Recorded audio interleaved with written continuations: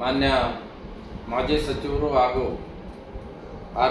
ಬೆಂಗಳೂರಿನ ಆರ್ ನಗರದ ಶಾಸಕರಾದಂಥ ಮುನಿರತ್ನರವರು ಮೊನ್ನೆ ಸಂಭಾಷಣೆ ಮಾಡಿದ್ದಾರೆ ಅಂತಕ್ಕಂಥದ್ದು ಒಂದು ಫೋನ್ ವಿಡಿಯೋ ಎಲ್ಲ ಕಡೆ ಹರಿದಾಡ್ತಾ ಇರ್ತಕ್ಕಂಥ ತಮಗೆಲ್ಲ ಗೊತ್ತಿದೆ.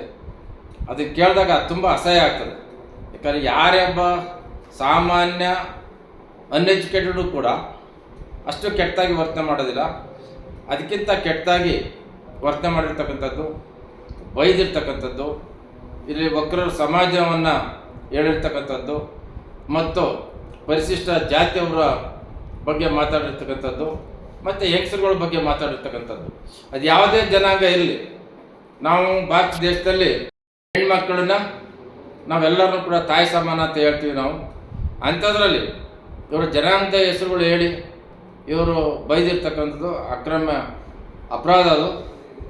ಅದರಿಂದ ನಾವೆಲ್ಲರೂ ಕೂಡ ಅವ್ರು ಏನು ಮಾತಾಡಿದರೆ ಅದು ನಿಜವಾದರೆ ಅವರ ಶಾಸಕರ ಸ್ಥಾನಕ್ಕೆ ರಾಜೀನಾಮೆ ಕೊಡಿಸೋ ತನಕ ಕೂಡ ಹೋರಾಟವನ್ನು ಕರ್ನಾಟಕದಾದ್ಯಂತ ಮಾಡಬೇಕಾಗ್ತದೆ.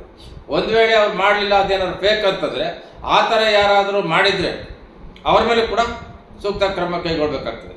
ಹಾಗಾಗಿ ಇದನ್ನು ಒಂದು ಪರಿಶೀಲನೆಯನ್ನು ಮಾನ್ಯ ನಮ್ಮ ಪೊಲೀಸ್ ಇಲಾಖೆಯವರು ಇದನ್ನು ಕಂಡುಹಿಡಿದು ಒಂದು ಪಕ್ಷ ಏನಾದರೂ ಮುನಿರತ್ನ ಮಾತಾಡಿದ್ದೇ ಆಗಿದ್ದರೆ ಕರ್ನಾಟಕದಾದ್ಯಂತ ಉಗ್ರವಾಗಿ ಹೋರಾಟವನ್ನು ಮಾಡಬೇಕು.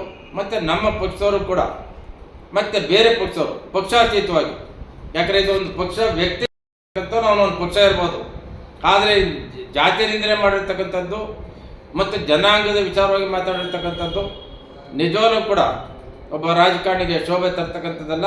ಜೊತೆಗೆ ಅವ್ರು ಯಾವ ಪಕ್ಷದಲ್ಲಿದ್ದಾರೆ ಆ ಪಕ್ಷದವ್ರಿಗೂ ಕೂಡ ಅವ್ರಿಗೆ ಅವನ ಪಕ್ಷದಲ್ಲಿ ಇಟ್ಕೊಂಡ್ರೆ ಮುಂದುವರಿಸಿದ್ರೆ ಅವರು ಕೂಡ ಶೋಭೆ ತರ್ತಕ್ಕಂಥ ವಿಚಾರ ಅಲ್ಲ ಇದು. ಹಾಗಾಗಿ ತತ್ಕ್ಷಣವಾಗಿ ಅವರು ರಾಜೀನಾಮೆ ಕೊಡಬೇಕು.